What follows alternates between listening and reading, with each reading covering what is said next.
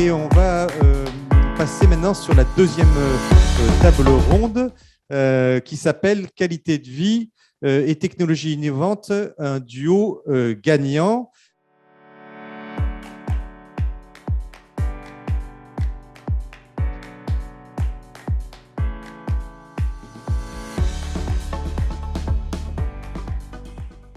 On peut commencer tout de suite par le premier temps qui est la transition démographique tous acteurs. Alors, j'invite à côté de moi à me rejoindre. Alors, Florence Arnaise-Momé, vous êtes déléguée générale du CINERPA, merci à vous. Arnaud Broquier, bonjour Arnaud Broquier, président de Delta Certec, coprésident de l'ANITEC, et en visio, alors avec nous aussi, peut-être vous pouvez, voilà. Et en visio, Gwenaëlle Tual, il faut ouvrir le micro pour bien parler, présidente de l'Association française des aidants, et encore avec nous, Agnès Firmin-Lebaudot, députée de la Seine-Maritime. Merci de rester avec nous sur cette deuxième table ronde ou toute cette deuxième partie dont le titre est Transition démographique, tous acteurs. Alors peut-être Agnès Firmin-Lebaudot, voilà, si votre micro est ouvert. Il y a des solutions, donc on parlait de télémédecine tout à l'heure, de solutions numériques, et c'est des complémentarités entre ces solutions et l'humain. Écoutez, je crois que la crise sanitaire, je n'ai pas envie de dire que nous venons de traverser, que nous traversons malheureusement encore, et je vais profiter de la présence de Florence Arnaise-Momé pour aujourd'hui dire que se lance la campagne de la 3e dose et remercier l'ensemble des acteurs du monde des EHPAD qui, depuis février 2020, vivent des périodes difficiles, mais sont pleinement mobilisés pour accompagner à la fois nos aînés, mais aussi les familles. Et je dois dire que la crise sanitaire, telle que nous l'avons traversée, a été, je crois pouvoir le dire, un véritable accélérateur de l'utilisation du numérique, notamment dans les EHPAD, mais dans nos vies tout court. Et dans les EHPAD, le développement de la télémédecine, qui semblait presque, j'allais dire, difficile, s'est fait d'un seul coup. Les médecins pouvaient faire des téléconsultations sur leur téléphone mobile. L'arrivée des iPads pour garder le lien, et ce fameux lien social, si nécessaire, pour éviter le glissement avec les familles, s'est développé à vitesse grand V, notamment avec les départements qui ont doté, mais aussi les entreprises privées qui ont fait don aux EHPAD pour que les personnels puissent accompagner les résidents pour pouvoir garder ce lien social, puisque malheureusement, ils étaient coupés de leur famille. Donc on voit bien qu'à travers ces deux exemples, ce développement rapide du numérique au profit de l'humain et du lien social est quelque chose d'assez extraordinaire et qui va encore s'amplifier. Et d'autres exemples sont, à mon avis, rapidement et facilement devront être mis en œuvre. Oui. Florence Arnaise-Momé, finalement, vous représentez les EHPAD aujourd'hui et on est ravis de vous avoir avec nous. À peu près, je crois, 2000 adhérents au CINERPA. Et donc, aujourd'hui, comment sont équipés les EHPAD vis-à-vis du numérique et des solutions domotiques, puisqu'on peut le segmenter en deux parties, le numérique? Alors, peut-être que vous le savez déjà, mais je suis une très mauvaise élève. Je réponds rarement aux questions qu'on me pose. Donc, je vais tout de suite déjà dire bonjour à tout le monde et rappeler à quel point je suis très heureuse d'être parmi vous, parce que pour moi, c'est une grande première et je voudrais surtout évidemment faire une spéciale dédicace à Carole Falguière, puisque cette rencontre est en grande partie générée par le fait qu'elle a quitté le secteur du grand âge et le CINERPA, que j'ai la chance de représenter, que je vais vous présenter vite fait, pour venir dans ce secteur du bâtiment connecté. Donc, elle m'initie régulièrement à vos métiers. Hein. Et c'est des métiers, évidemment, qu'intuitivement, et plus qu'intuitivement, et je vais m'en expliquer, je connais, mais c'est vrai que nous n'avons pas l'habitude de nous rencontrer, et j'espère que cette première rencontre est la première. On est peu nombreux aujourd'hui, en tout cas c'est en petit comité, c'est très bien, mais peut-être qu'à l'avenir, ce sera des types de rencontres qui pourrait générer beaucoup plus de monde, parce qu'on est des secteurs, et on est deux secteurs qui avons une activité économique extrêmement dense. On l'a dit, les chiffres de la démographie le prouvent. Mais et peut-être avant de répondre à votre question, parce que j'y reviendrai, Je voulais faire juste un petit aparté. On est nombreux. Parce que oui, finalement, vrai on est dans la salle et puis il y a plus d'une centaine de personnes qui sont, il ne faut pas les oublier, en numérique, avec nous grâce au Mais ce que je numérique. veux dire, c'est que ce sont des rencontres qui pourraient même prendre évidemment un côté salon, un côté promotion, un côté monte, se connaître les uns les autres. Plus, alors on le fait déjà dans certains salons, et d'ailleurs c'est comme ça que je vais d'abord présenter ce qu'est le CINERPA exactement, qui est un syndicat qui a 20 ans d'existence, qui historiquement représente les EHPAD, les maisons de retraite d'abord sans médicalisation, puis les EHPAD privés, puis qui au fil de son activité s'est ouvert à la fois au service à domicile, donc à l'aide à domicile à la personne fragile, et également aux résidences services seniors. D'ailleurs, sur cette table ronde, vous recevez également Jean-Marie Fournet, qui est notre président de CINERPA résidence service senior. Donc nous sommes un syndicat professionnel qui rassemblons à la fois les EHPAD, 2000 EHPAD, sur 7000 EHPAD en France. Nous représentons l'intégralité du secteur privé commercial. Nous avons également quelques représentants du secteur associatif et nous représentons depuis 2015 des services à domicile et des résidences services seniors. La particularité de notre syndicat, c'est de mêler des grandes enseignes qui peuvent avoir une activité France entière, mais également monde entier. Évidemment, des groupes qui se sont externalisés au fil du temps, puisque la démographie et le vieillissement de la population est un sujet mondial, évidemment. Donc, des groupes type Orpea, Corian, Domusvie, Colisée, qui sont nos principales enseignes d'EHPAD, mais qui ont également, au fur et à mesure, qui se sont penchés sur l'aide à domicile. C'est ainsi que nous avons ouvert CINERPA Domicile en 2015, qui regroupe justement tous les grands acteurs de l'aide à domicile et évidemment les résidences services seniors, un autre type d'habitat que les personnes âgées affectionnent tout particulièrement actuellement, et nous avons 250 résidences services seniors. Donc un large panel d'entreprises et d'adhérents qui a eu d'abord et avant tout, et c'est peut-être pour ça qu'on se rencontre si tardivement, même si on se connaît déjà, et même si vous connaissez mes adhérents, mais si on se rencontre de façon institutionnelle un peu tardivement, c'est parce que le secteur, moi j'ai pénétré en 1999, 20 ans, plus de 20 ans que je suis dans ce secteur, a eu d'abord et avant tout un enjeu de modernisation que peu de gens connaissent et que peu d'acteurs connaissent, sauf ceux qui y étaient présents. Mais il y a 20 ans, une maison de retraite pouvait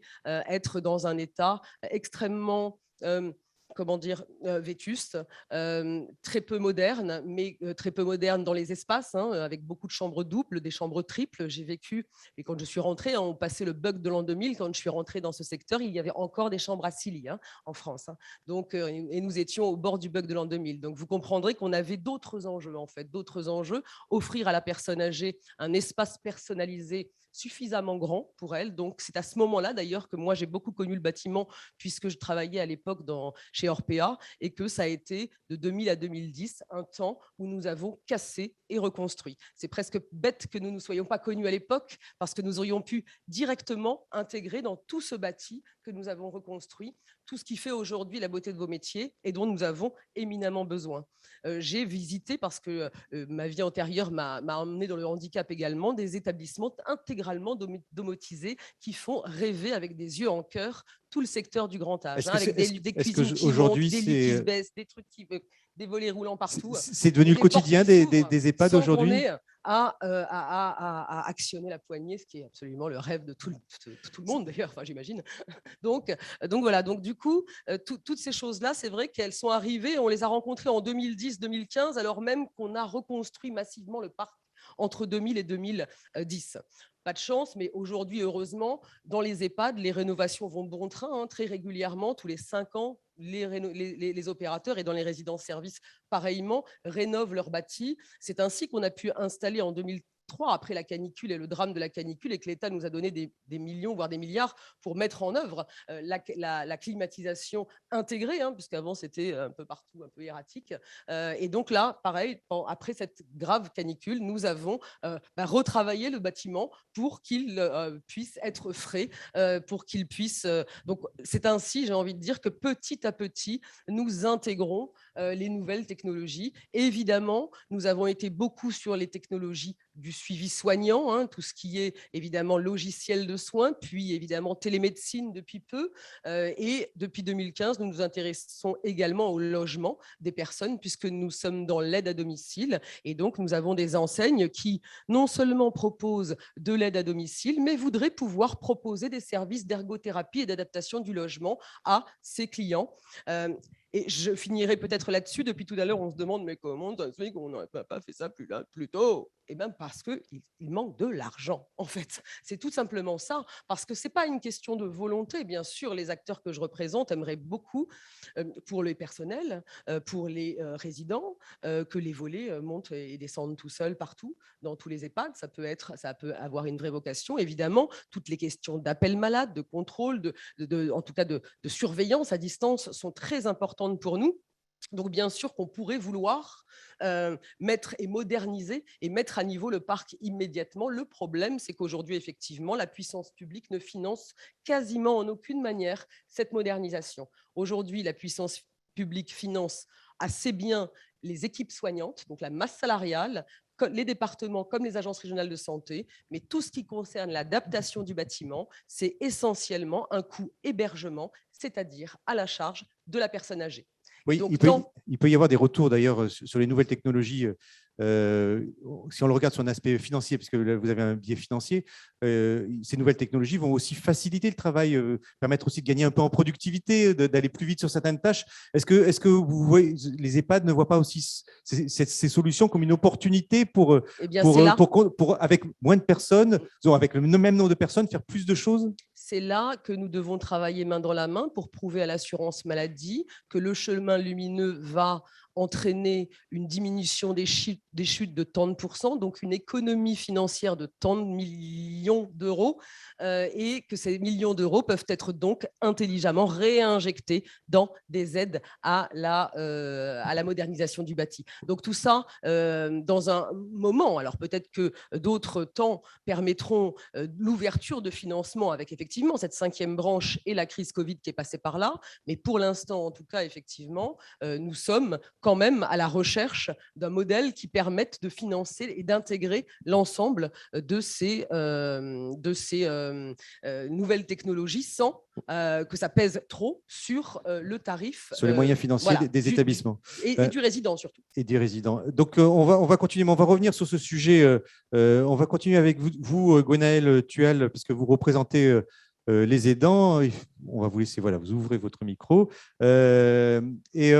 Finalement, quelle est la place du numérique aujourd'hui au sein des aidants et comment vous voyez les choses? Peut-être pour nous rappeler combien vous êtes dans cette association. Bonjour à tous, moi aussi je vais être mauvais élève. Je vais commencer par vous remercier de m'avoir convié, c'est aussi une première. L'Association française des aidants, donc pour le dire très brièvement, on collabore avec plus de 220 structures qui sont réparties sur l'ensemble du territoire. Ça signifie concrètement qu'on accompagne plus de 10 000 aidants par an, et pas uniquement dans les grandes villes, également dans les campagnes, pas uniquement en métropole, également en outre-mer. Et à chaque fois, c'est avec, j'ai envie de dire, la boussole de la capacité à agir. C'est-à-dire que nous essayons d'accompagner chacun dans l'autodétermination de ce qu'il peut, de ce qu'il veut, dans la relation à l'autre, et ça en tenant compte à la fois bien évidemment du proche aidant et également de la personne accompagnée. Alors maintenant, pour répondre plus directement à votre question concernant la place de la domotique, du numérique et de manière plus globale des nouvelles technologies, elles tiennent effectivement une place importante. Et j'ai même envie de dire une place particulière à l'Association française des aidants, d'une part en raison de la présence au conseil d'administration d'un acteur de la Silver Eco, et d'autre part parce que nous-mêmes, au quotidien, eh bien, on observe en fait tout l'intérêt que la société porte à ces dispositifs, et puis on constate tout simplement les apports, parfois les limites, on reviendra peut-être dessus, que peuvent apporter ces dispositifs au quotidien. Alors vous me direz comment on accompagne du coup ce mouvement, cette transformation. Je vais vous donner 3 exemples.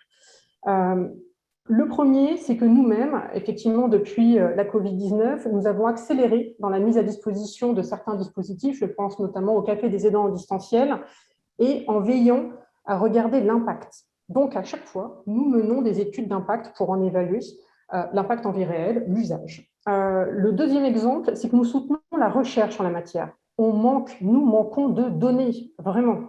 Et là, c'est un appel que je lance. parce qu'en la matière, ce manque de données est particulièrement criant, notamment concernant les usages. Donc, à titre d'exemple, nous collaborons avec le Centre Borrelli, qui est un grand centre de recherche, et en partenariat avec d'autres associations, je pense notamment à l'UNAFAM, sur les transformations induites auprès des proches aidants en termes d'usage de dispositifs de cybersanté. Et enfin, dernier exemple, vous me demandiez combien nous étions, eh bien vous dire que nous sommes en cours d'intégration d'un doctorant qui est spécialisé justement sur aidance et domotique numérique afin de mieux comprendre avec finesse, parce que je pense qu'il faut sortir de certaines logiques binaires qui ont eu le vent en poupe, qu'on peut encore entendre, sur les usages, sur les transformations induites à court terme, certes, mais surtout à moyen et long terme pour les proches aidants et tous les proches aidants. Ça a été dit tout à l'heure, tous les proches aidants, et ce, à tous les âges de la vie. Arnaud Brouquier, finalement, si on regarde le chef d'entreprise, il en partait des usages. Aujourd'hui, vous êtes chef d'entreprise, coprésident de l'ANITEC, membre de la FFIE. Et comment vous prenez part à cette transition démographique? Quelles sont les demandes que vous avez? Alors, c'est la table des mauvais élèves, je crois.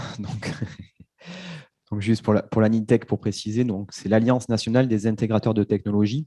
Donc, on fait en effet partie de la FFIE. On représente à peu près 10% de la totalité des adhérents de la FFIE qui sont spécialisés, on est dans la maison du bâtiment, on peut parler bâtiment, qui sont spécialisés dans le monde des courants faibles. En fait, toutes ces technologies desquelles nous parlons depuis tout à l'heure, on parle de courants faibles. Alors bon, le terme faible, il est pas terrible. Donc, depuis peu, on préfère parler de smart technology. Voilà. Donc, en fait, je suis assez surpris de ce rapprochement du monde de l'électricité et du monde de la santé parce que, un peu comme ma voisine, en fait, nous, ça fait plus de 20 ans que nos adhérents travaillent pour des EHPAD, maintenant pour des EHPAD. Donc, en fait, les EHPAD ont été le fer de lance. Et puis maintenant, on se rend bien compte qu'on ne va pas pouvoir assurer cette évolution démographique. Donc, c'est pour ça qu'on travaille sur les résidences seniors, c'est pour ça qu'on travaille sur le domicile également, sur on va dire un dérivé de ces EHPAD. Donc, nous, ça fait 20 ans qu'on a participé, depuis 20 ans, on participe à la modernisation, à l'évolution de ces établissements. Et en effet, il est temps de passer à la phase 2 à présent. Tu parlais, Xavier, de coûts aussi tout à l'heure, mais c'est vrai qu'aujourd'hui, les évolutions technologiques ont fait que on arrive à déployer des systèmes de manière moins onéreuse qu'auparavant. Alors, le coût du système est peut-être moins onéreux. Par contre, derrière, il va falloir aussi de l'accompagnement technologique pour faire évoluer tous ces systèmes. Oui, parce que pour parler technique, finalement, il y a deux choses qu'on peut dire. Il y a une infrastructure développée avec Internet, le haut débit, en tout cas, ce que vous décriviez, c'est pour que les gens puissent communiquer entre eux, pour qu'il y ait de la télémédecine. Et puis, il y a aussi les solutions.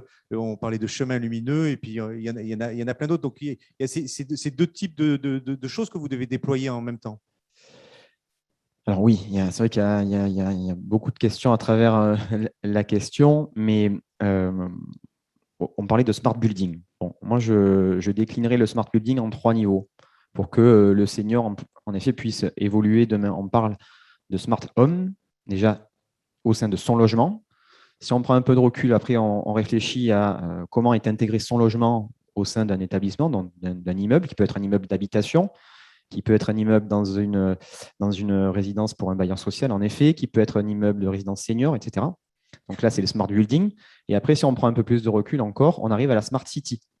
Et on ne peut pas raisonner que sur le smart home ou que sur le smart building ou que sur la smart city. C'est un ensemble, un faisceau de facteurs qu'il faut vraiment prendre en compte. Donc, si on se focalise sur notre partie, en tout cas sur la partie smart building et smart home, nous, en effet, ce qu'on préconise aujourd'hui, c'est de créer, donc de participer dès la conception des projets, une infrastructure numérique qui va être capable d'accueillir des services adaptés aux besoins des utilisateurs. Il ne faut pas perdre de vue ça. Depuis tout à l'heure, on parle beaucoup de technologie. Il ne faut pas perdre de vue les besoins. En l'occurrence, on a 2 clients, j'ai envie de dire. Ce sont les seniors, mais aussi les aidants. Donc, il faut développer une infrastructure capable d'accueillir des solutions qui vont venir petit à petit se greffer dans le logement ou dans le building et qui vont répondre à des besoins on l'a dit et c'est écrit dans le guide, hein, des besoins de sécurité, à la fois du senior, mais aussi de la sécurité technique, du confort et du lien social. Donc aujourd'hui, il existe tout un tas de solutions que l'on propose déjà, que ce soit dans les EHPAD, mais aussi dans les logements. Mais on ne peut pas inventer et imaginer ce qui va être créé dans 3 ans, 4 ans, 5 ans. Personne ne peut le dire dans cette salle. Donc, il faut créer cette infrastructure numérique ouverte qui va être capable d'accueillir les solutions et les services de demain. Voilà un peu le message qu'on fait passer au niveau de l'ANITEC et de la FFIE. Oui, qui va pouvoir s'adapter, un bâtiment qui va pouvoir s'adapter. Alors, Florence Arnaise Momé, pour revenir à vous, sur, vous allez reprendre le micro, voilà. Donc, sur les seniors, d'ailleurs, c'est ce que je disais dans le rapport de Luc Broussy, c'est que, effectivement, les seniors, il y a aussi une difficulté à aller à la fois sur l'usage d'Internet et sur les nouvelles technologies. En tout cas, c'est ce qui transparaît dans le rapport, sur une 50%, si je retiens bien le chiffre. Et donc aujourd'hui, est-ce que finalement, est-ce qu'ils sont les personnes qui sont dans les EHPAD, ils sont prêts à accueillir ces technologies? Quels sont leurs besoins? Oui, alors de toute façon, il faut quand même nuancer parce que c'est beaucoup l'EHPAD en tant que tel, et aussi bien d'ailleurs, je le disais tout à l'heure, aussi pour son personnel aussi, hein, parce que ça peut avoir, il y a des tas de choses qui peuvent contribuer à faciliter le travail de l'aidant familial, mais de l'aidant professionnel, évidemment. Donc, il y a d'abord la partie qui concerne l'EHPAD et son personnel. Après, pour ce qui est des personnes âgées, elles découvrent elles ont découvert dans les 10 dernières années ce que l'on pouvait apporter en EHPAD, le maniement des tablettes, le maniement d'Internet, le Wi-Fi, donc toutes ces choses qui n'existaient pas beaucoup, en tout cas à titre usuel, il y a 10-15 ans, est intégrée progressivement. Alors peut-être que l'apprentissage est un petit peu moins important dans le grand âge, mais en tout cas dans les EHPAD, et notamment à la faveur de la crise Covid, bien sûr, ce sont des éléments du lien social qui ont été très, très importants, et les personnes âgées se prêtent au jeu et en tout cas apprennent également à manier ces nouveaux objets et cette nouvelle technologie. Oui, parce que finalement, il y a un double enjeu, c'est dans cette transition démographique. Vous avez des bâtiments déjà qui sont à améliorer ou à transformer, c'est ce que disait Arnaud Broquier, et il y a aussi le besoin de construire. Est-ce que vous avez identifié les besoins de développement de nouveaux bâtiments, donc qui seraient pour le coup neufs? Est-ce qu'il y a un mouvement fort aussi non, sur pour ces l'instant, il n'y a sujets? pas de plan, en tout cas, de création. On a eu des grands plans de création et de rénovation dans les années 2000-2010. Depuis 2010, une loi, la loi Hôpital, Patients, Santé, Territoire, a mis un coup d'arrêt aux créations d'EHPAD. Et pour l'instant, il n'y a pas de plan de création d'EHPAD qu'on identifie dans les prochaines années. Mais on sait bien qu'il faudra bien y revenir, puisque les prévisions démographiques sont telles qu'on aura nécessairement besoin d'EHPAD en plus. Mais c'est vrai qu'aujourd'hui et depuis 2010, le secteur s'est beaucoup concentré sur le domicile, sur d'autres types d'hébergements, d'habitats, comme les résidences-services seniors, les habitats partagés. Donc, on est en train d'explorer de nouveaux modes d'hébergement, et également, on est en train de aussi beaucoup miser sur le domicile. Pour nous, c'est excessivement important. Vous l'avez dit dans un slide liminaire, qu'on est sur un rapport 80-20 sur les plus de 85 ans qui sont à domicile ou en EHPAD. Donc, on a bien, donc c'est une bonne nouvelle d'ailleurs collective. Hein. Souvent, on dit je ne finirai pas ma vie en EHPAD. Ben non, a priori, non. A priori, si tout va bien, il y a 80% des personnes âgées de plus de 85 ans ne connaîtront et ne connaissent pas l'EHPAD et finissent leur jour à domicile. Donc, évidemment que les opérateurs que je représente et qui sont sur le grand âge maintenant d'une manière très générale, hein, qui ne travaillent plus en silo avec l'EHPAD d'un côté, le domicile de l'autre, et qui brassent assez large, se sont beaucoup aussi concentrés sur l'adaptation du domicile. Nous sommes évidemment en partie prenante de Silver Eco, de France Silver Eco, et donc c'est vraiment tout ce que les nouvelles technologies peuvent apporter à notre secteur d'activité, que ce soit dans les EHPAD, dans le domicile, dans les différents types d'habitats que nous allons développer dans les années à venir, voire même en matière de sécurité, notamment, je pense, informatique. Depuis 2-3 ans, par exemple, des groupes que je représente, de très, très grands groupes, ont été torpiller niveau sécurité. C'est un enjeu majeur, la sécurité des données, la sécurité informatique. Évidemment, tout ce qui concerne le développement durable, nous ne sommes peut-être pas les meilleurs élèves du monde, les EHPAD, pour tout ce qui est création d'énergie et économie d'énergie. Donc, c'est vraiment de nouveaux chantiers qu'il nous faut explorer dans les 10 ans. Et donc, voilà, c'est ainsi qu'il faut qu'on travaille ensemble. Oui, Arnaud Brouquier, les demandes là, ces dernières années, finalement, vous les sentez grossir. Comment vous voyez les choses? Alors, je vois un rapport, enfin, en gros, un développement des EHPAD, de l'EHPAD sur son territoire. Ça, j'y crois de plus en plus. Je travaille avec quelques clients sur le sujet pour que l'EHPAD d'un petit village ou d'une petite commune devienne un petit peu l'élément central de tout le village. Donc, on aura des résidents en EHPAD, mais peut-être qu'on aura aussi des personnes âgées qui seront à leur domicile.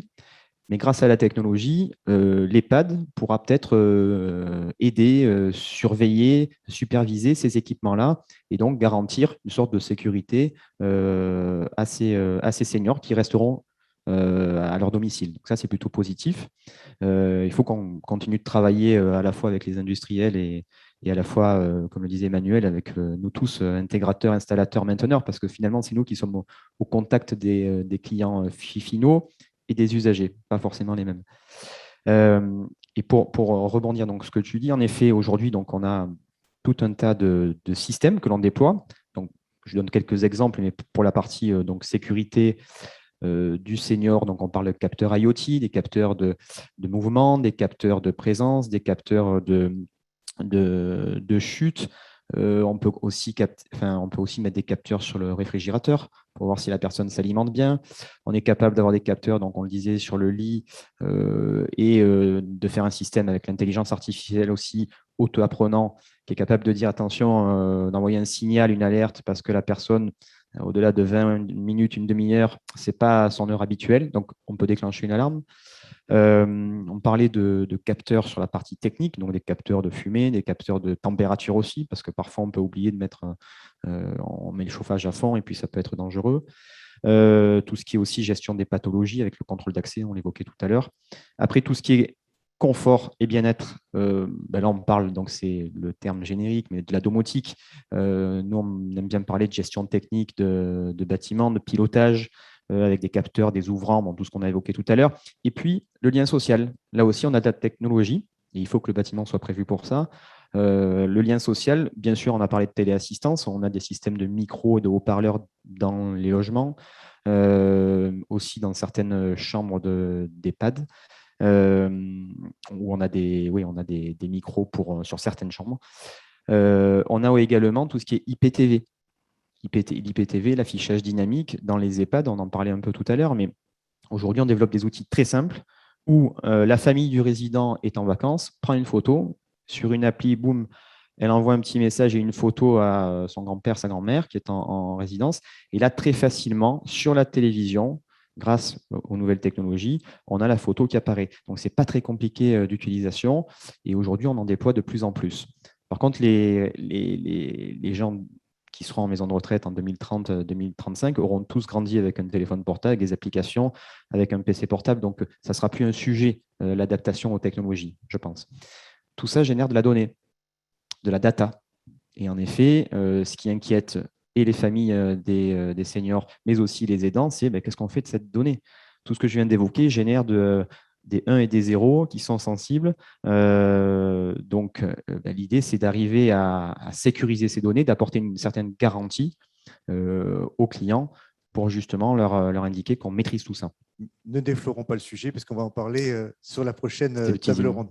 C'était un petit teaser pour nous donner envie de continuer. Bravo Arnaud. Finalement, on peut voir, Gwenaëlle Tual, c'est qu'il y a plein de solutions qui existent.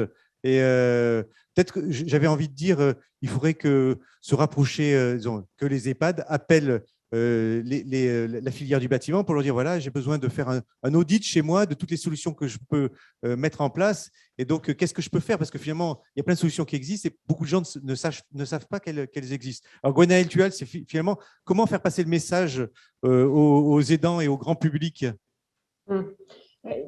il y a peut-être, si vous me permettez, un premier point sur lequel je voudrais revenir. Ça a été dit précédemment dans les échanges, mais il s'agit d'accompagner et pas de remplacer. Et donc, il y a plusieurs pistes, c'est-à-dire travailler déjà le consentement, voire l'assentiment en avant. Et ça nécessite effectivement d'avoir de la data sur les usages, pas simplement de l'avis. Et j'insiste sur ce point parce qu'avoir de la data sur les usages à moyen et long terme, ça demande du temps, ça demande de regarder derrière comment toutes les dimensions spatiales, temporelles de l'aidance sont transformées par les outils de domotique. Il y a des effets positifs, ils ont été cités, et il y a également parfois des effets qu'on pourrait qualifier de négatifs. Pour certains, ça se traduit très concrètement par un sentiment que l'indisponibilité n'est plus permise, en fait.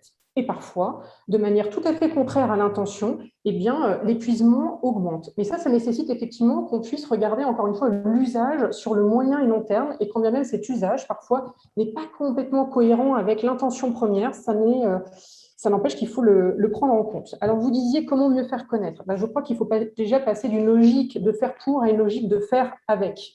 Et faire avec, ce n'est pas uniquement demander l'avis, c'est co-concevoir, c'est pouvoir également regarder dans le long terme avec les proches aidants et les personnes accompagnées comment ça se passe. C'est avoir une communication sur l'utilité, dans les faits, réellement. Et je pense que cette communication, pour le moment, elle n'est pas assez basée là-dessus.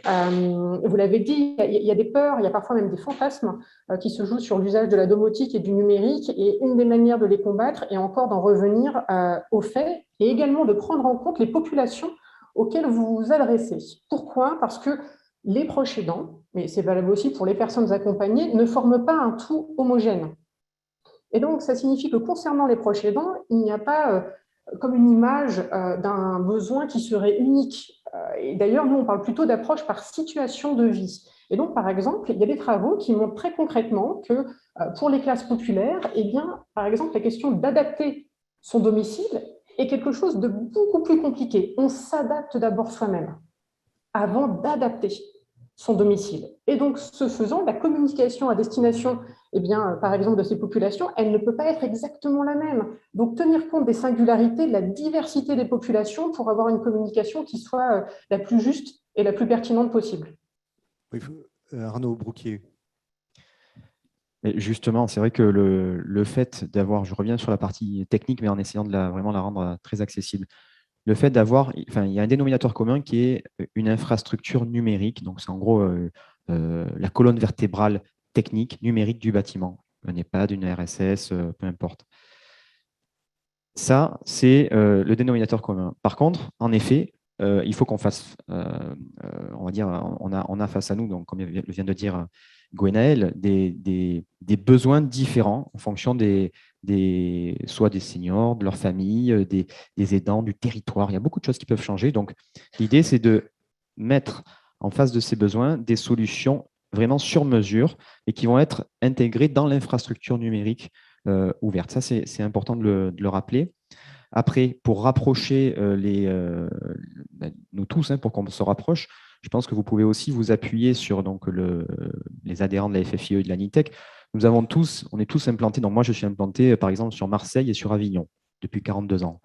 L'entreprise a 42 ans. Et finalement, on s'est rendu compte que la technologie, nous, on la pratique au quotidien. Donc, pour nous, c'est facile. Mais en fait, nos clients ne comprennent pas bien. Donc, on a réalisé 2 showrooms techniques dans nos agences de Marseille et d'Avignon. Et donc, nous faisons régulièrement venir des acteurs du monde économique et social pour leur présenter les outils, donc sur des maquettes, sur des tableaux. On leur fait des petites présentations, c'est rapide, ça dure 2 heures. Mais ça a permis justement de prendre conscience de ce qui existait aujourd'hui. Voilà. Et le 3e point, pour revenir sur la donnée, donc au niveau de la NITEC et de la FFU, on y travaille activement. On a écrit un guide sur le RGPD aussi. En fait, on pousse tous nos adhérents à devenir qualifiés. Donc, on a pas mal de qualifications avec Qualifelec notamment, je crois qu'ils sont présents, à devenir labellisés aussi, voire certifiés.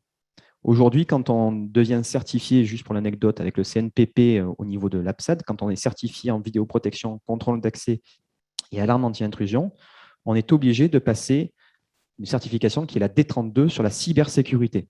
Donc, c'est un sujet qu'aujourd'hui, nous, on travaille activement. Et donc, ça peut permettre ces qualifications, labels et certifications, de rassurer en tout cas les différents donneurs d'ordre et les acteurs. Oui. Et ce que j'entendais aussi sur ce que disait Gwenaëlle Tual, c'était aussi de prévoir les solutions de manière à ne pas sursolliciter, c'est ce que j'ai entendu dans votre discours, de ne pas sursolliciter les aidants, c'est-à-dire de ne pas avoir des alertes qui fait que finalement l'aidant n'arrive plus à dormir et finalement et ne peut plus remplir sa mission et son travail. Je parle aussi bien, ça vaut dans les EHPAD finalement également. Un besoin, une solution. Il ne faut pas perdre les gens dans l'hyper-solution technique, sinon en effet, les usages ensuite sont déviés. Oui, un petit mot de la fin pour cette première. Oui, c'est quand même que nous avons été quand même tous communément en partie entendus, puisque dans le Ségur de la santé, qui était d'abord et avant tout des mesures salariales pour les salariés du secteur sanitaire et médico-social, il y a un versant dans le Ségur qui touche le numérique, et les EHPAD aujourd'hui ont été dotés de 600 millions d'euros sur 5 ans pour faire entrer le numérique en EHPAD. Donc c'est le moment où voilà, de nombreux projets vont voir le jour dans cette matière-là, soutenus financièrement par l'État. Voilà. Voilà. Quand même donner un message. Merci à vous. Donc on a terminé ce premier temps. On peut vous applaudir quand même pour ce premier temps de table ronde, mais vous restez avec moi.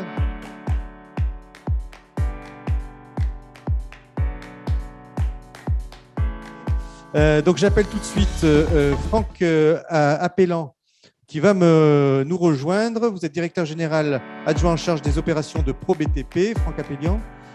Voilà. Jean-Marie Fournet, vous êtes président directeur général de Domitis.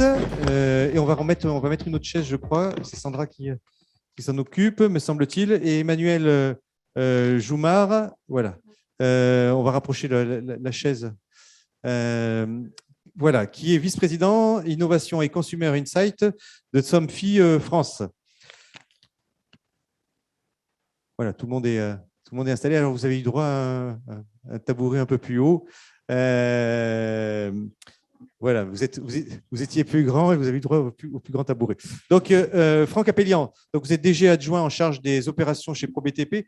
Alors, vous avez effectivement des EHPAD que vous gérez. Alors, peut-être il faut nous rappeler en quelques mots les chiffres. Et aujourd'hui, on peut se poser la question, je vous pose la même question que j'ai posée tout à l'heure, c'est on en est où sur le virage numérique ? Bien, mais écoutez, d'abord, bonjour à toutes et à tous. En effet, deux, trois mots très succincts de présentation. J'ai, au cours de cette journée, entendu beaucoup de satisfaction de la rencontre des acteurs du médico-social avec celui du bâtiment. Quand on s'appelle ProBTP ou BTP Résidence Médico-Sociale, cette rencontre, elle est dans les gènes, puisque, comme vous l'avez compris, depuis plus de 40 ans maintenant, la profession du bâtiment et du travaux publics, même si celle-ci est moins représentée sur cette partie, administre et gère les régimes de retraite, de prévoyance, de santé et bien sûr les acteurs médico-sociaux au service du bâtiment et des travaux publics. Donc on a la chance de se croiser beaucoup avec cette gouvernance et d'avoir un enrichissement mutuel de regards, de métiers qui sont différents, mais qui apportent beaucoup dans la gestion de ces établissements. Alors, BTP RMS, c'est 23 établissements, 8000 personnes accueillies, des cliniques, des EHPAD et quelques autres activités en amont aussi sur la filière du logement. Très succinctement, pour répondre à votre question, écoutez, on n'a pas de martingale ni de secret. Pour accompagner le virage numérique, on a notre expérience assez simple. En fait, la première des choses, quand on est dans des établissements, si on veut pousser le virage numérique, il faut essayer de le relier avec les objectifs majeurs que nous avons dans les établissements. Et il se trouve que quand on est dans un EHPAD, on recherche l'amélioration du niveau de vie ou de la prise en charge de nos résidents, on recherche l'amélioration de leur sécurité et on recherche aussi des conditions de travail qui soient les plus simples et les plus faciles possibles pour les équipes soignantes.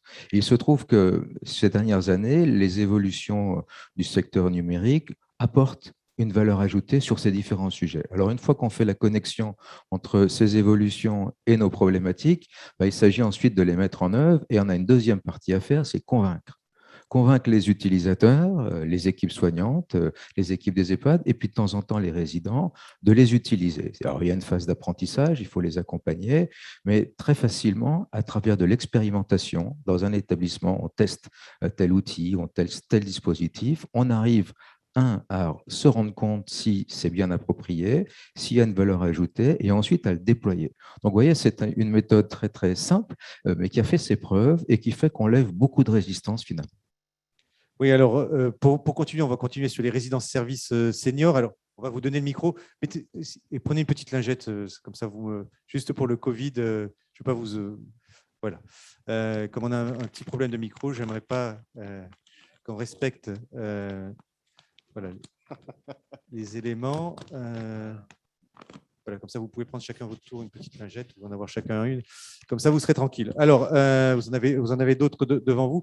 Donc, vous êtes dans les résidences services seniors. Alors, moi, ce que j'ai compris sur les résidences services seniors, c'est qu'effectivement, il y a un haut niveau de service, hein, si on peut distinguer par rapport aux EHPAD. Vous allez me répondre. Et donc, du coup, c'est quelle est la place du numérique et peut-être une demande qui est plus forte.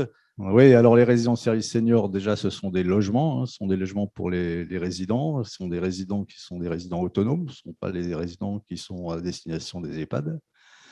Donc, ce sont des logements avec je dirais, une surface relativement importante dédiée aux services et donc pour apporter qualité de vie aux seniors et bien évidemment de vivre en toute liberté dans ces résidences. Domitis est leader, a créé un concept en 2001. Nous avons aujourd'hui 130 résidences en exploitation. Donc, ce ne sont que des bâtiments que nous avons construits, que nous avons réalisés. Et aujourd'hui, tous les appartements sont bien sûr adaptés au handicap d'une façon générale, mais aussi dotés, quand les architectes des bâtiments de France veulent bien mettre des volets, avoir des volets roulants électriques.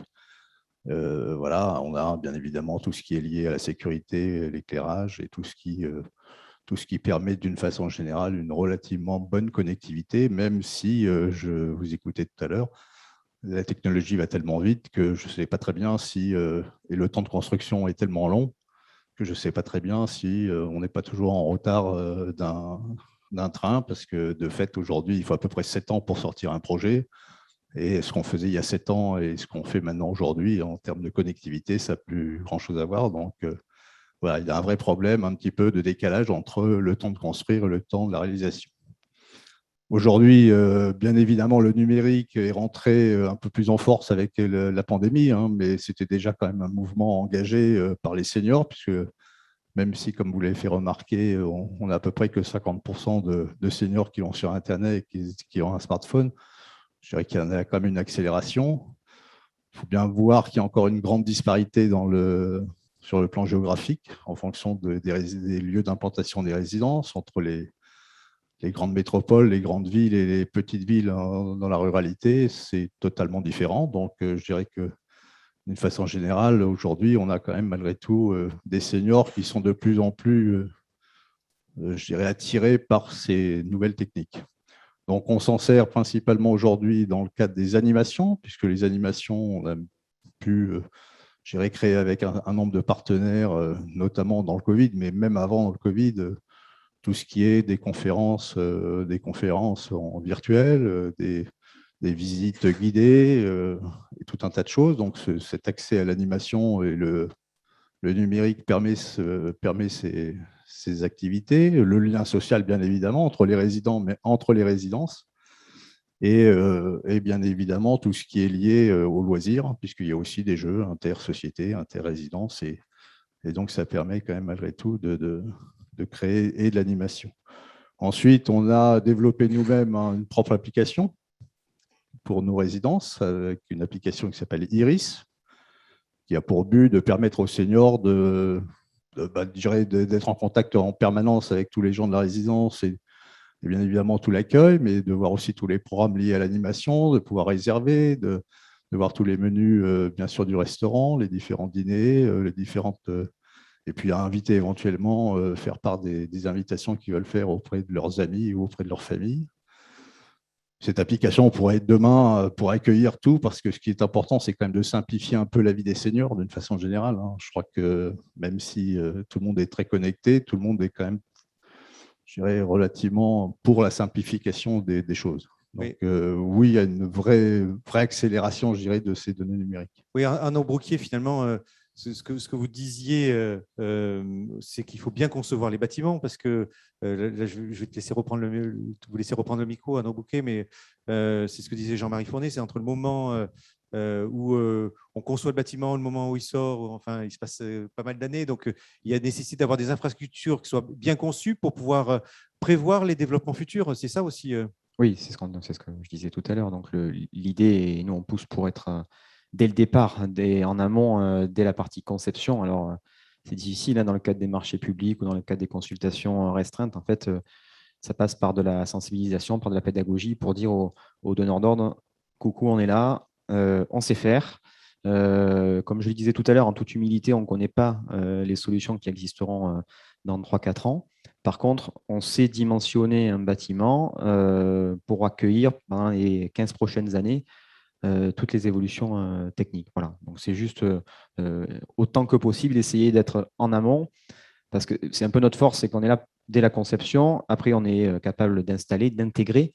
Et puis, je ne l'ai pas dit tout à l'heure, mais on se rend bien compte qu'il y a un vrai besoin. Hein. C'est que si je raisonne à l'échelle de mon entreprise, sur 10 maisons de retraite réalisées ces dernières années, enfin, si je fais une stat, 10 fois sur 10, on a pris derrière le contrat de maintenance au niveau des équipements de courant faible qu'on avait déployés. Donc, c'est pour dire que ces acteurs-là ont besoin aussi d'un accompagnement technologique et on est là pour ça. Donc, autant que possible, pour ne pas tirer la langue au niveau de la maintenance, c'est mieux si on est en amont et qu'on a un peu pensé les solutions. Emmanuel Joumard, au niveau là on parlait des installateurs, mais au niveau des industriels, parce que vous êtes industriel, vous êtes en charge de l'innovation. Donc, est-ce que c'est un sujet, c'est une question que je me posais, mais on m'avait répondu, mais est-ce que c'est un sujet sur lequel vous êtes à fond chez Somfy, sur l'innovation sur les seniors? Est-ce que vous avez identifié ça? Et puis, est-ce que vous avez des solutions que vous sortez peut-être tous les jours, je ne sais pas, tous les mois?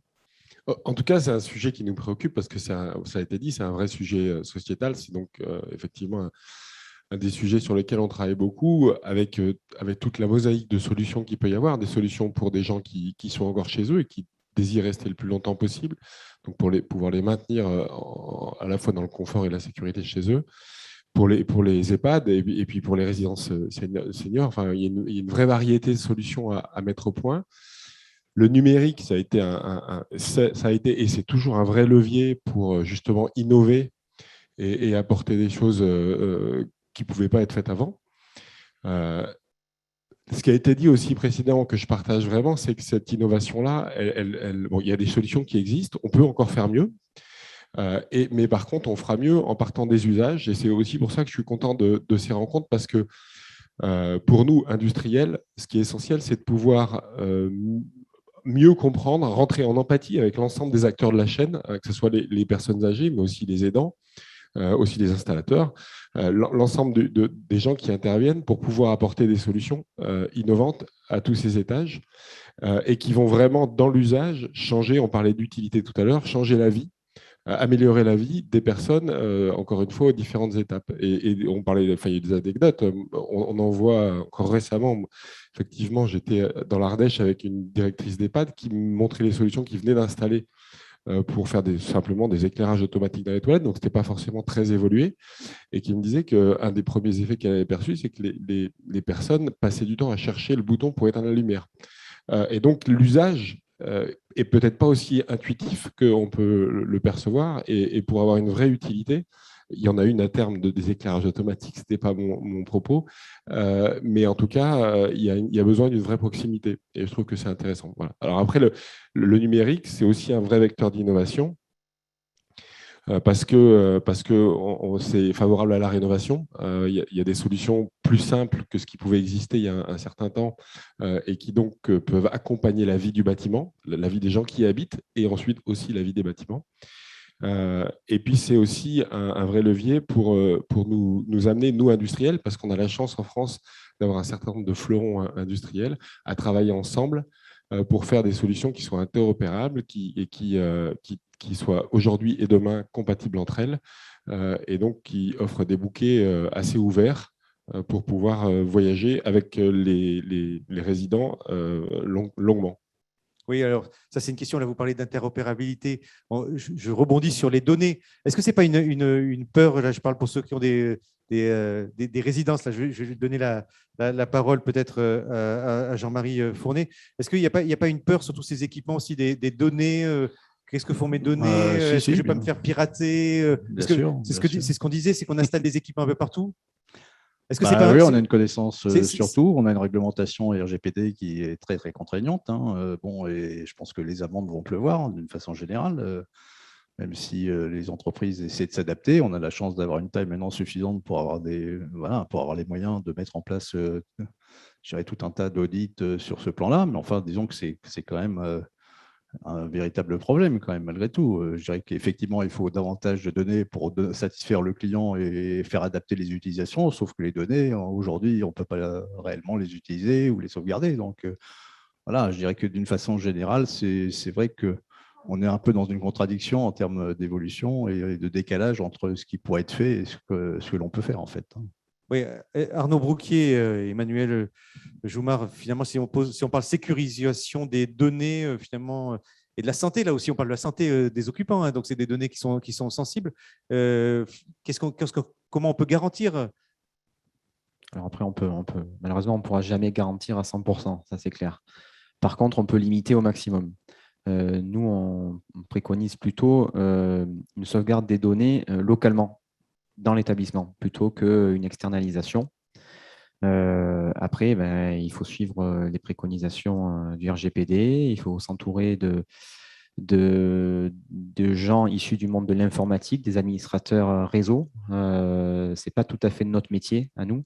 Nous, on déploie la partie électronique, on est à la frontière avec les admins réseau, mais voilà, sécurisé. Et on le disait tout à l'heure aussi, il faut absolument faire preuve de pédagogie vis-à-vis des aidants, des pratiquants dans l'établissement aussi, pour qu'on limite au maximum le risque de fuite de la donnée, voire d'attaque extérieure. Emmanuel Joumard, oui, au niveau j'imagine, vous concevez, je sais pas, il y a un mot, je crois, sur le design, vous concevez les équipements pour qu'ils soient sécurisés dès le début, c'est ça? Effectivement. Alors déjà, il faut faire la distinction entre les données de santé et les données de type, on va dire, domotique. Les données de santé ont une réglementation très spécifique, notamment en France. Il y a un certain nombre de labellisations, et on voit ça avec bonheur qui se développe du côté domotique, qui nous force, nous, et c'est ce qu'on essaye de faire depuis maintenant plus de 10 ans où on a lancé ces solutions-là, à effectivement intégrer les notions de sécurité informatique au départ dans le design de nos produits. Est-ce que ça veut dire qu'on garantit à 100%? C'est juste impossible. Mais par contre, les barrières sont maintenant relativement solides pour protéger ça. Et en tout cas, pour nous, c'est une vraie préoccupation. Au-delà des notions réglementaires, c'est aussi une notion de confiance qui d'ailleurs n'est pas que… Enfin, les seniors sont il n'y a pas que les seniors qui sont préoccupés par ces sujets-là. Donc, pour nous, c'est vraiment au cœur de nos métiers aujourd'hui et on a dû faire évoluer. Il y avait des questions sur les compétences, pas mal de choses de ce côté-là aussi. Voilà, Franck Appelian, on voit, là, je vais vous redonner le micro, il va faire le circuit, un petit coup de lingette. Et Franck Appelian, finalement, les données, vous, c'est un enjeu important aussi dans vos résidences. On voit que effectivement tout est fait pour donner confiance. Les acteurs du bâtiment le font, c'est-à-dire qu'il y a les outils et les solutions. Et donc aujourd'hui, est-ce que ça va aller pour vous aider à développer ces solutions? Oui, alors c'est un enjeu majeur. Alors, il se trouve que le groupe OVTP est un acteur de ces données-là à travers la retraite et la prévoyance. Donc, on est très investi sur ces sujets. Alors, les établissements de santé, en tout cas les EHPAD, vous l'avez dit, ils sont dans une réglementation particulière avec l'hébergement de données de santé qui fait qu'on a un système de protection qui est quand même maximisé. On a des plans de retour d'activité, c'est-à-dire qu'on doit pouvoir basculer les données en temps réel sur un établissement distinct, de façon à ce que les données ne soient pas préemptées. On a vu malheureusement, dans l'actualité des 20 ans, qu'il y avait des choses un peu bizarres qui se paraissaient dans le monde. Donc ça, c'est des systèmes qui sont en place. Il y a aussi beaucoup de sécurisation parce qu'on voit finalement que les cyberattaques, elles arrivent souvent par des codes, par des accès des individus et des salariés. Donc, c'est-à-dire des codes de protection, des codes qui sont rallongés. Alors, les soignants n'aiment pas trop ça, voilà, mais c'est vraiment les verrous pour ce type d'opération. Donc, on est très attentif à ces sujets-là, d'une part parce que c'est culturel, mais aussi parce qu'on a une réglementation qui est très contraignante. Vous parliez du RGPD. Le RGPD, l'article 17, c'est le droit à l'oubli. Ça veut dire que n'importe qui vous demande de vous supprimer de votre système d'information. Il n'y a pas tous les systèmes d'information qui permettent de tout supprimer parce qu'à la base, ils ont été construits pour stocker de l'information. Et vous voyez que tout de suite, on est en contradiction et donc il faut s'adapter sans cesse à cette déferlante réglementaire qui finalement agit beaucoup. Oui. Florence Arnaiz-Momé, est-ce qu'on peut dire finalement, on arrive au bout de ce deuxième temps, mais est-ce qu'on peut dire, c'est ce que vous disiez tout à l'heure, c'est le financement, c'est le point névralgique, c'est avoir des aides pour pouvoir installer ces systèmes dans les maisons de retraite, les EHPAD? Oui, absolument. Je pense que c'est quand même, ça reste un point assez névralgique. Alors, le secteur des EHPAD a bénéficié d'énormément de crédits publics dans les 20 dernières années, justement, pour moderniser les espaces collectifs, les espaces personnels liés à l'accompagnement du résident. Mais c'est vrai qu'on a eu une structuration d'équipes soignantes, donc des moyens, beaucoup de moyens pour restructurer les équipes soignantes et pour les structurer. Maintenant, c'est vrai que toute la partie de l'accompagnement et de l'évolution du bâti, en tout cas dans le secteur privé que je représente, est laissée sur ce qu'on appelle la section hébergement, c'est-à-dire qu'elle est marge sur le tarif qui est proposé aux personnes. C'est un tarif qui déjà est important, mal financé, les personnes sont mal aidées sur ce tarif hébergement, et donc il est toujours difficile de faire évoluer ce tarif, même quand c'est pour donner de nouvelles, même si c'est pour y intégrer de nouvelles technologies. Les gens sont évidemment, on le sait bien, des tarifs moyens d'EHPAD d'environ 2500, 3000 euros parfois, plus parfois en France. Alors, on est quand même sur un tarif moyen entre 2000 et 2500 euros. Ça, voilà, c'est là-dessus quand même majoritairement que nous butons pour pouvoir vraiment développer massivement aujourd'hui. Mais bon, voilà, on pense que les 10 prochaines années sont vraiment les 10 ans qui vont nous permettre de, je ne sais pas si on peut dire d'être en avance ou de pas trop avoir de retard, parce qu'effectivement, la technologie va si vite. Voilà. Mais en tout cas, moi, sachez que je suis follement, et Carole le sait bien, follement amoureuse. J'ai une relation amoureuse forte avec le phoque paro depuis des années. Donc, vous ne connaissez pas le phoque paro. Le phoque paro, alors c'est comme ça que les nouvelles technologies sont arrivées par devers nous. C'est parce que pour les personnes que nous accueillons et qui ont en partie parfois la maladie de l'Alzheimer, on a été chercher d'ailleurs au Danemark. En fait, c'est là qu'on l'a croisé pour la première fois, un petit phoque totalement articulé qui vous regarde avec des grands yeux d'amour, et c'est le phoque paro, et donc il est très très connu dans notre secteur, le phoque paro.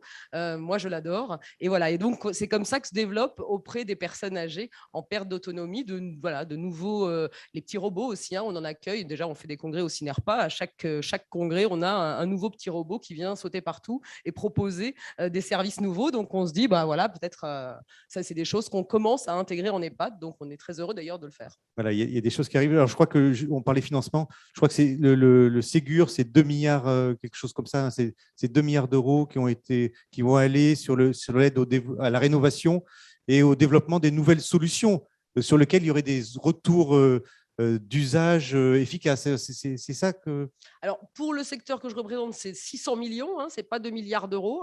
En fait, il y a aussi dedans de la rénovation du bâti, mais beaucoup plus, ce que je disais tout à l'heure, c'est-à-dire des doublements de chambres ou des modernisations de bâtis vétustes. C'est pourtant l'occasion d'ailleurs de rénover. Il y a encore beaucoup d'EHPAD dans le parc public notamment qui est en voie de rénovation. C'est moins vrai dans le secteur privé qui s'y est mis un petit peu, peut-être qui a eu en tout cas qui a été cherché dans le secteur privé les moyens de sa rénovation. Mais il y a encore quand même beaucoup d'EHPAD qui ont besoin d'une rénovation massive et profonde et dans lequel les nouvelles technologies peuvent y être immédiatement intégrées. Voilà, on va donc arrêter. Merci à vous pour cette conclusion.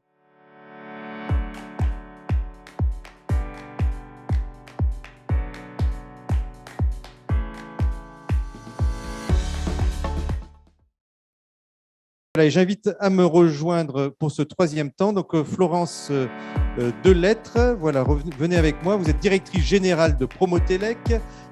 Joanne Girard, vous avez fait le plaisir d'être avec nous aujourd'hui, donc c'est un grand plaisir de vous accueillir alors que normalement vous êtes voilà, et vous êtes le délégué national de la filière personnes âgées et domicile à la Croix-Rouge française, si je ne me trompe pas. Alors, Monsieur Girard, Joanne Girard, où en êtes-vous je crois que vous avez mis en place une expérimentation de soutien à domicile, et où est-ce que vous en êtes au niveau de cette expérimentation?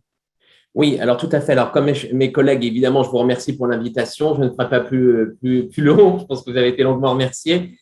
Et je les rejoins sur les rapprochements utiles entre nos 2 secteurs. Concernant la Croix-Rouge française, très rapidement, puisqu'elle est bien plus connue dans ses activités de l'urgence, du secourisme, etc. Mais effectivement, elle représente 35 EHPAD, 7 résidences autonomie, 31 services de soins infirmiers à domicile, 14 centres de santé infirmiers sur la filière que je m'occupe sur l'ensemble du territoire national, métropole et outre-mer. Alors, pour répondre très précisément à votre question, où on en est, effectivement, on fait différentes transformations qui sont d'ordre organisationnel et offre de services au sein de la Croix-Rouge et qui incluent évidemment l'appui sur la transformation numérique et digitale associée. Si je reprends précisément le dispositif renforcé à domicile, on a fait une expérimentation initialement sur nos fonds propres avec une autorisation de l'Agence régionale de santé sur Sartrouville, qui s'appelait à l'époque EHPAD-ADOM, dit EHPAD hors les murs, voilà, qui était le terme initial requis. Et depuis, on s'est appuyé, puisque le gouvernement, sous l'époque d'Annick Buzyn, si je ne dis pas de bêtises, PLFSS 2018, a proposé l'article 51, donc qui permet effectivement d'innover, de sortir du droit commun pour porter des innovations. Et donc, on s'est saisi de cela. Et là, à ce jour, avec nos amis de la Mutualité française d'ailleurs et d'HSTV en Bretagne, nous avons un cahier des charges commun de déploiement du dispositif renforcé à domicile et à la Croix-Rouge française qui s'appelle Vivre at la maison.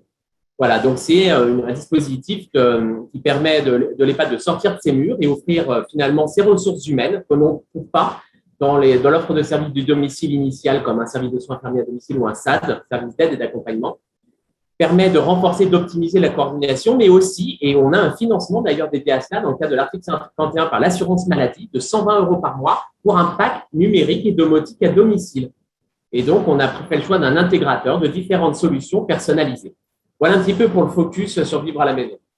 Oui, c'est ce que décrivait Arnaud Brouquier tout à l'heure, c'est effectivement l'EHPAD qui devient le centre du territoire et qui va pouvoir permettre d'offrir des nouveaux services aux alentours. Alors, peut-être les objets connectés, il y avait des objets connectés qui sont inclus dans ce pack, vous pouvez nous les décrire? Oui, tout à fait. Alors, il y a effectivement, c'est dans le cadre de Vivre à la maison, si je raisonne que sur ce dispositif-là, il y a un pack personnalisable, chemin lumineux, téléassistance, détecteur par intelligence artificielle si le frigo s'ouvre ou non pour détecter les risques de dénutrition et derrière engendrant évidemment un potentiel impact de chute, par exemple, lorsqu'on développe une sarcopénie, c'est-à-dire une perte de fonte musculaire. Voilà, c'est différents outils personnalisables qu'on peut proposer à la personne. Donc ça, c'est pour le dispositif Vivre à la maison. Mais après, au-delà de ça, on teste d'autres expérimentations, d'autres outils qui seront au service du domicile ou du domicile, au sens domiciliaire du terme, même en EHPAD, résidence autonomie ou autre. On a un dispositif qui a d'ailleurs remporté la bourse Charles Floy cette année, premier prix, qui est OZO AI avec le dispositif Paris. C'est l'oreille augmentée qui capte les bruits en chambre, avec bien sûr le consentement de la personne, pour mieux identifier les risques de chute ou de perturbations respiratoires ou autres anormal avec un système d'apprentissage et qui permet de mieux cibler les interventions nocturnes en établissement ou à domicile également demain. Voilà, et après, le dernier point, on a présage aussi qu'on teste dans le dispositif Vivre à la maison, qui est la prédiction à J-7 minimum d'un risque d'hospitalisation en fonction des signaux de fragilité. Ah oui, donc ça va très loin. Alors finalement, je vais poser la question à vous, Franck Capellian. Je vous laisse prendre le micro.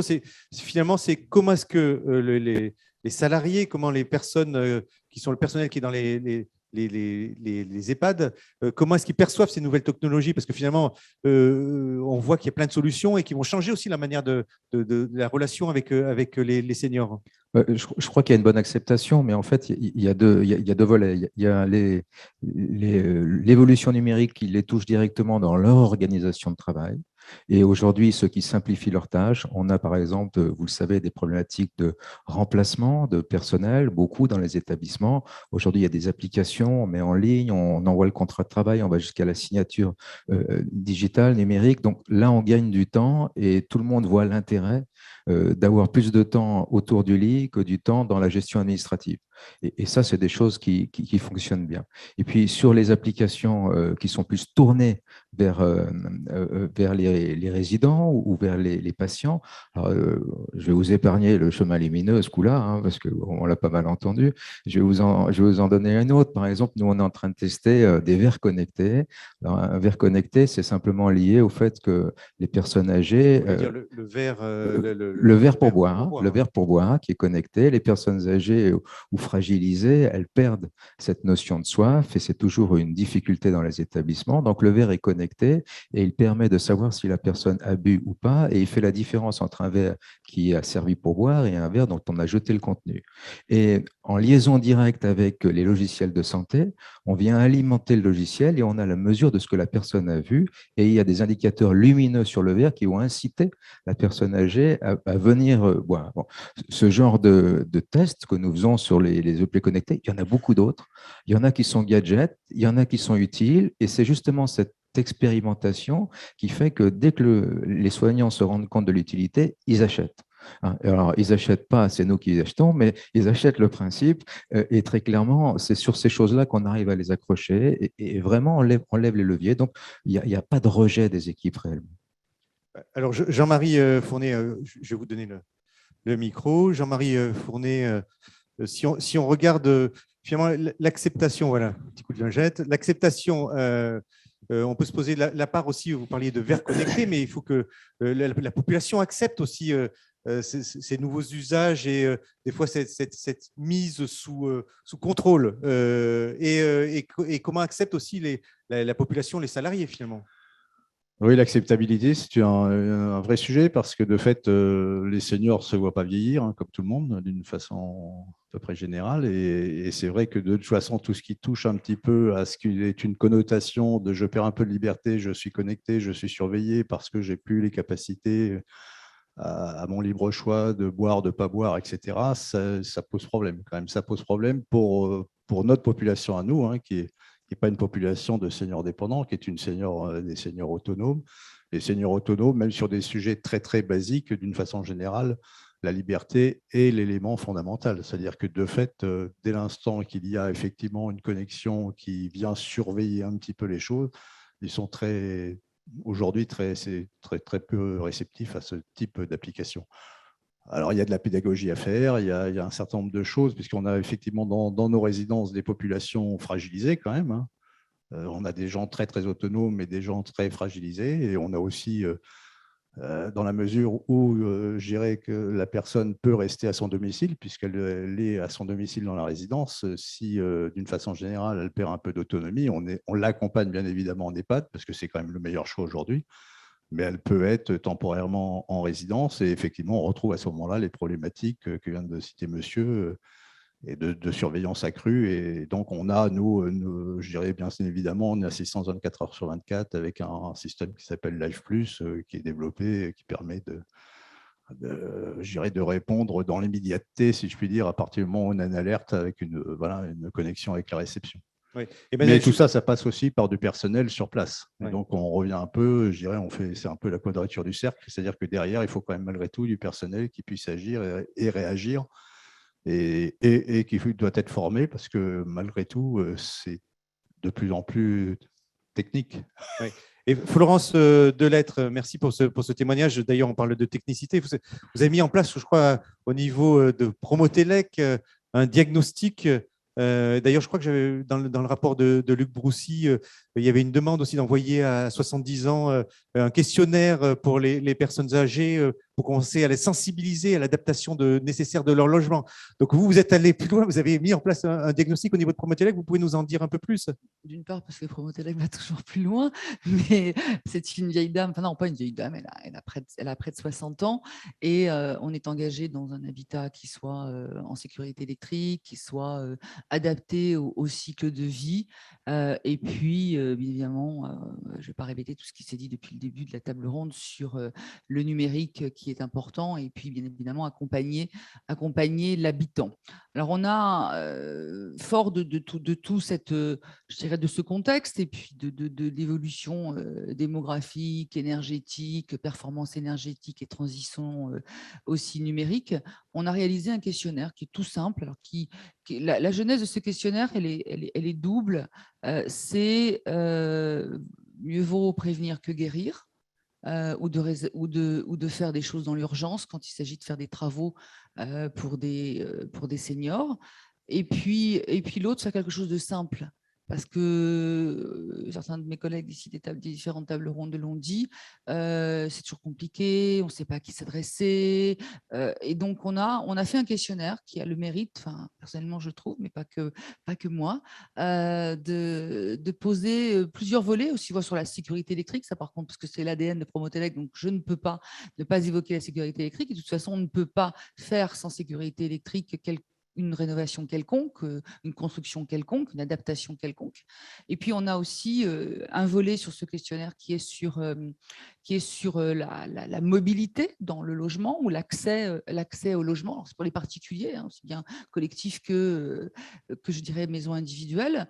Et puis, on a aussi sur l'équipement numérique, et de savoir si l'état des lieux de ce logement. Et la particularité de cette questionnaire, parce que vous allez me dire, c'est encore un questionnaire de plus. Non, ce questionnaire, à la fin, une fois que vous avez coché les petites cases, est-ce que vous avez un accès personne handicapée pour entrer dans l'immeuble, par exemple? Est-ce que vous avez des marches d'escalier? Quelle est la hauteur de votre marche d'escalier? 2, 3, 4, 5, 10. À la fin, vous avez une espèce de synthèse qui se profile, avec aussi donc les urgences à réaliser pour pouvoir éviter, on évoquait les chutes, pour pouvoir être mieux connecté, et donc avec un budget. C'est-à-dire, alors bien sûr, hein, c'est hors main-d'œuvre, hors déplacement, mais vous avez, et puis bien sûr, ce sont pas forcément des équipements Legrand, parce qu'on a cité beaucoup Legrand aujourd'hui, mais c'est juste une norme des prix moyens qui vous donne un budget. Par exemple, si je dois faire ceci, cela, j'ai un budget de 500 € ou 2 500 €. Et après, si je n'ai pas envie de dépenser 2 500 € parce que ça me paraît lourd, je peux faire les urgences. Et donc, du coup, il me reste, par exemple, adapter. On a parlé de chemin lumineux, moi je ne parle pas de verre connecté, mais voilà, ce sont les urgences à faire. Et une chose aussi que je voulais préciser, parce qu'elle a été dite, c'est qu'il y a eu une expérimentation. Donc, on a fait ça avec le CP64, avec la Praba, avec AG2R, auprès de 1000 personnes. Et on a fait une expérimentation triple. On a donné des flyers avec je vous donne et débrouillez-vous. On a donné ça à 300 personnes. On a donné à 300 autres personnes un même flyer avec quelques explications écrites sur ce questionnaire. Et puis, on a donné le reste, donc 400 flyers avec des accompagnants du CP64, de la Praba, etc.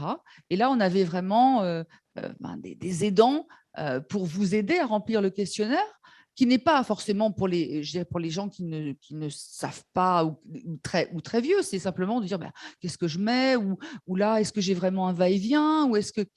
Et là, je vais vous donner une chose qui parle d'elle-même. Sur ces 300 premiers flyers non accompagnés, non expliqués, une personne répondant. Sur le deuxième, avec déjà un peu d'explication, ça si vous permettra vous aurez 2 personnes. Et avec les accompagnants, bien évidemment, 95% des 400 ont répondu parfaitement au questionnaire avec un budget à la clé. Et donc, voilà, je reviens sur l'humain. On ne balance pas quelque chose comme ça. Il faut l'accompagner, il faut l'expliquer, il faut donner du sens. Et donner du sens de pourquoi en termes de prévention, parce que je ne vais pas attendre 85 ans pour avoir telle chose, ou même plus âgé, d'avoir un accompagnant pour nous aider. Voilà, Joanne Girard, je vous laisse réagir. Vous avez levé la main de manière virtuelle Il faut ouvrir votre micro. Oui, tout à fait. J'ai été très poli pour ça. Allez-y. Oui, non, en fait, à écouter depuis le début, puisque j'ai assis depuis le début, il y a un mot qui n'est pas ressorti, qui me semble très utile, je pense, pour vous, en tout cas pour nos auditeurs, très certainement.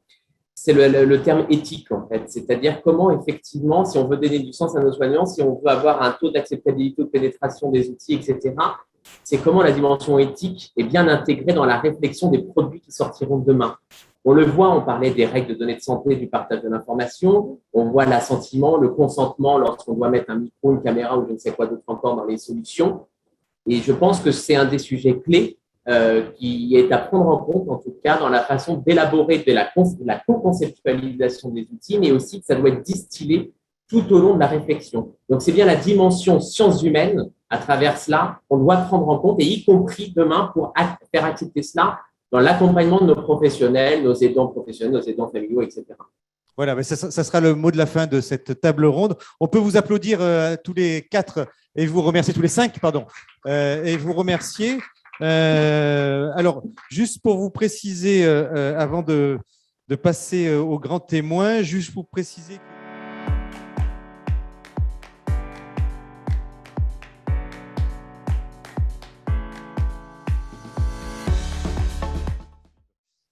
Alors, j'appelle pour les grands témoins, donc à me rejoindre tout de suite. Alain Cauchy, vous êtes directeur du patrimoine groupe CDC Habitat, et Delphine Pavie, vous êtes directrice du pôle associatif et médico-social groupe CDC Habitat. Mettez-vous plutôt sur la même table, vous avez compris que vous allez partager le micro. Ça va être plus simple pour tous les deux. Voilà, donc on a une petite dizaine de minutes avant de clôturer cette conférence. Finalement, là, on peut faire un petit focus. Vous allez vous présenter, bien sûr, mais là, on peut faire un focus sur le logement social aussi. Et je suis content que vous nous rejoigniez à ce titre. Et quel regard vous pouvez porter sur ce qui a été dit et donc donner ce petit point sur le logement social. Micro, c'est mieux. Merci, bonsoir à tous. Donc effectivement, le logement social, puisque c'est l'ADN du groupe CDC Habitat. Mais je passerai aussi la parole à Delphine qui va nous parler aussi de logement adapté, de médico-social, puisque c'est aussi une des activités du groupe CDC Habitat. C'est une des particularités de ce groupe, c'est d'avoir d'abord sur un périmètre très large qui va du très social jusqu'au libre, et donc en passant bien sûr par le logement social, sur l'ensemble du territoire national, métropolitain et outre-mer. On l'a vu tout au long de la journée, l'importance des territoires. Et pour ce qui est du groupe, la stratégie patrimoniale est territorialisée, c'est-à-dire qu'on n'a pas les mêmes enjeux, en particulier en termes de vieillissement de la population selon les territoires, et c'est un vrai sujet. Donc, les enjeux pour le groupe CDC Habitat et pour le logement social, effectivement, ils ont été aussi rappelés. Il y a la transition démographique, elle ne peut se percevoir sans prendre en compte les autres aspects que sont la transition énergétique et environnementale. C'est fondamental en tout cas dans notre stratégie patrimoniale.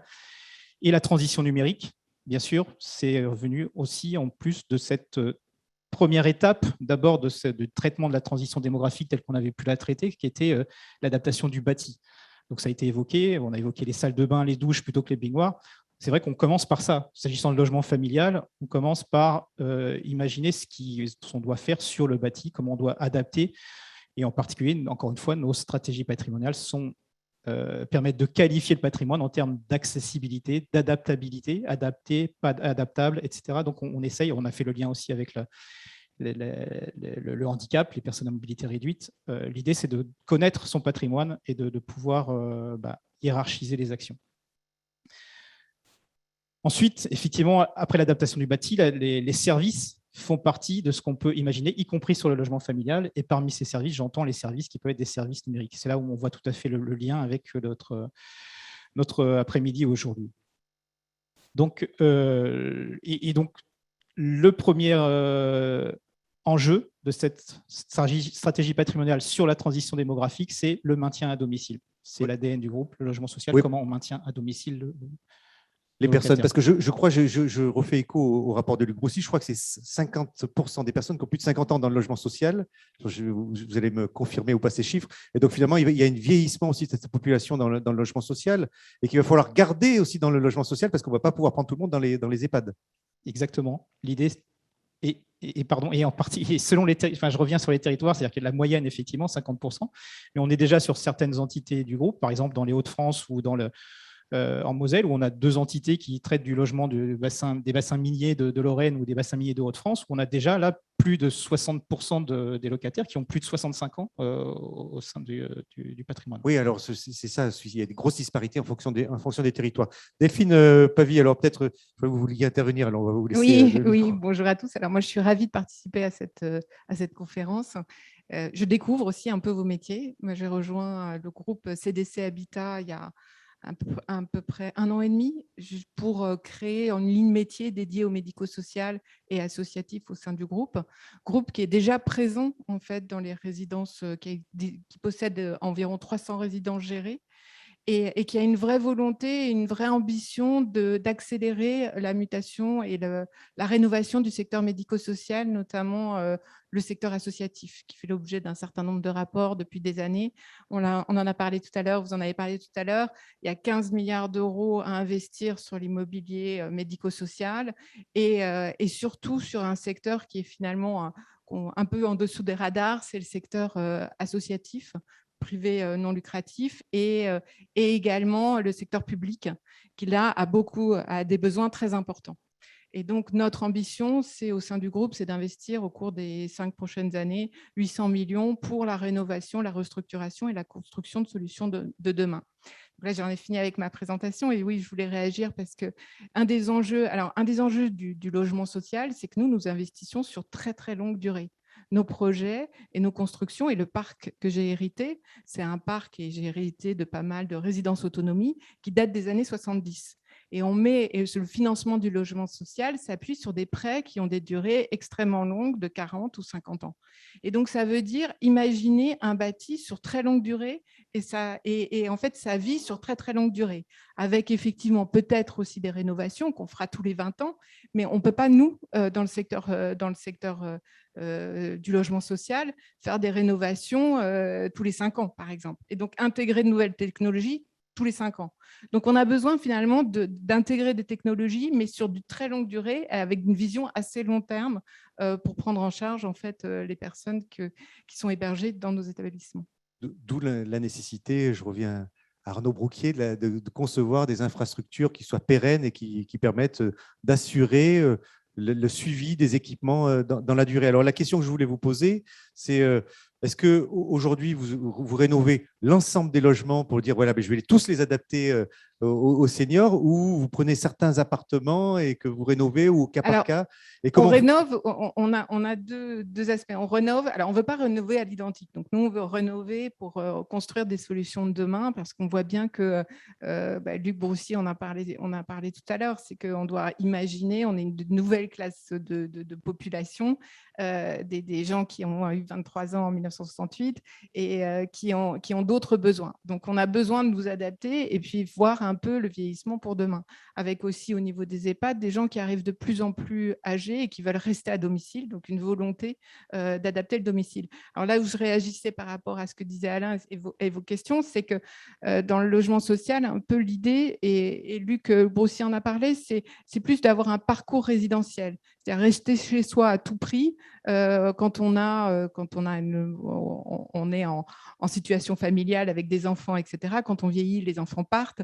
Il y a peut-être aussi à rester chez soi, mais avec un parcours résidentiel, d'aller finalement vers des logements qui soient plus adaptés.